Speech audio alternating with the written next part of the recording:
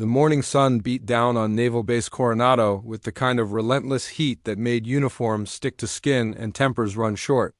Private First Class Amy Chun had been standing at Gate 3 for 4 hours, checking identification cards, waving vehicles through, and trying to ignore the whispers that followed her everywhere she went. She was 19, barely 5'4", and had been assigned to security duty after washing out of her original military occupational specialty.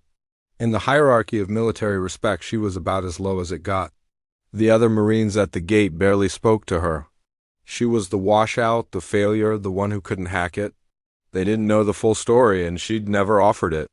Some shame ran too deep for words. So she stood at her post, checked IDs with meticulous care, and tried to pretend the isolation didn't hurt. She'd joined the Marines to prove something to herself, to her family, to everyone who'd said she wasn't strong enough. Instead, she'd only proven them right. The black SUV approached the gate just after noon. Amy straightened instinctively, her hand moving to signal the vehicle to stop. The windows were tinted, but she could see the base sticker clearly displayed. She stepped forward, professional despite the sweat trickling down her back, and waited for the window to lower. When it did, she found herself looking at a man who radiated authority in a way that had nothing to do with rank insignia. He was maybe 40, with the weathered face of someone who'd spent years in harsh conditions. His uniform was immaculate, and the trident on his chest identified him as a Navy SEAL.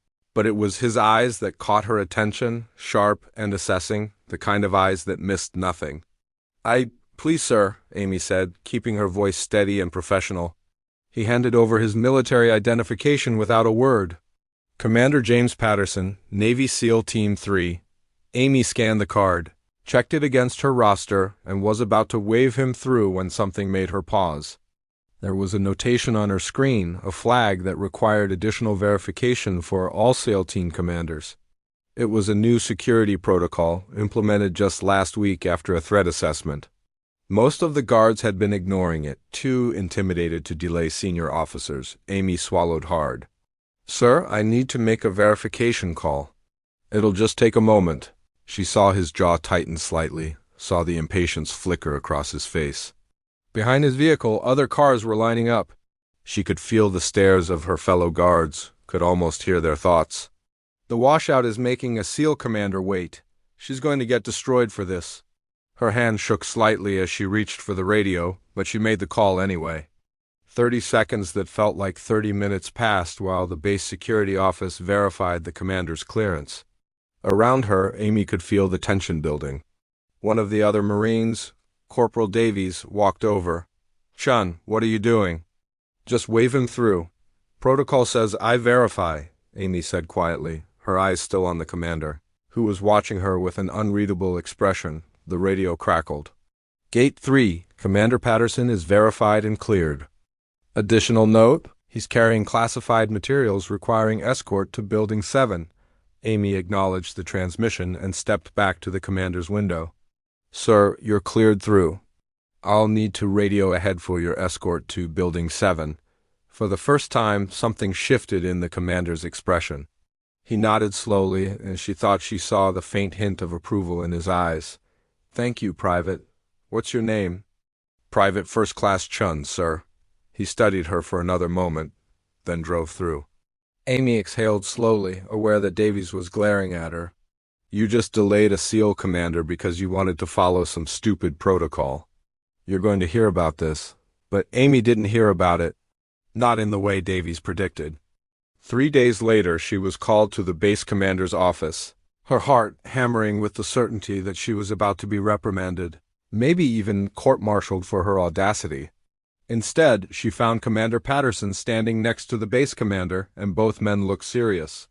"Private Chun," the base commander began, "Commander Patterson has requested this meeting to discuss the incident at Gate 3. Amy's stomach dropped. This was it. The end of her already failed military career. But then Commander Patterson stepped forward and something unexpected happened. He came to attention and rendered a crisp salute. To her, a private first class. Shocked, Amy returned the salute, her mind reeling. "Private Chun," the commander said, his voice carrying the weight of authority earned through years of combat. 3 days ago, you did something that most people in your position wouldn't have done.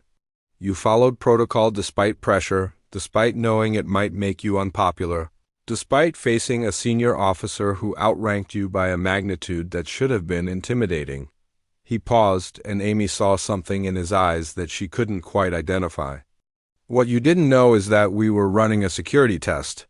Base intelligence has been concerned about complacency at the gates. For the past month, we've had senior officers approach every gate with that same flag in the system. You were the only guard out of 37 tests who actually made the verification call. The base commander stepped forward. Private Chun, we've reviewed your record. You washed out of intelligence school due to a training injury, not performance issues. Your instructors noted that you had exceptional attention to detail and the courage to speak up when others wouldn't. Those are qualities we need, Commander Patterson continued. I'm recommending you for a position with base security intelligence. It's not glamorous and it's not what you originally signed up for. But it's important work, and you've demonstrated you have exactly the kind of integrity we need. People who follow the rules even when it's hard. People who don't let rank or pressure compromise their duty. Amy felt tears prick her eyes, but she blinked them back. Sir, I just did my job. The commander smiled for the first time, a real smile that softened his weathered face. Exactly, that's why I saluted first. Because sometimes the lowest-ranking person in the room is the one with the most honor.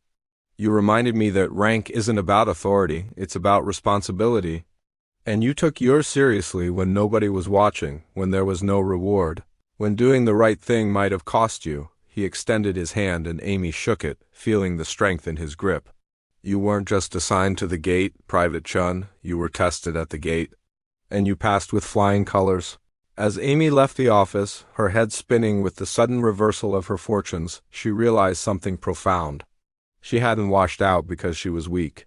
She'd been redirected because she was needed elsewhere in a role that required a different kind of strength.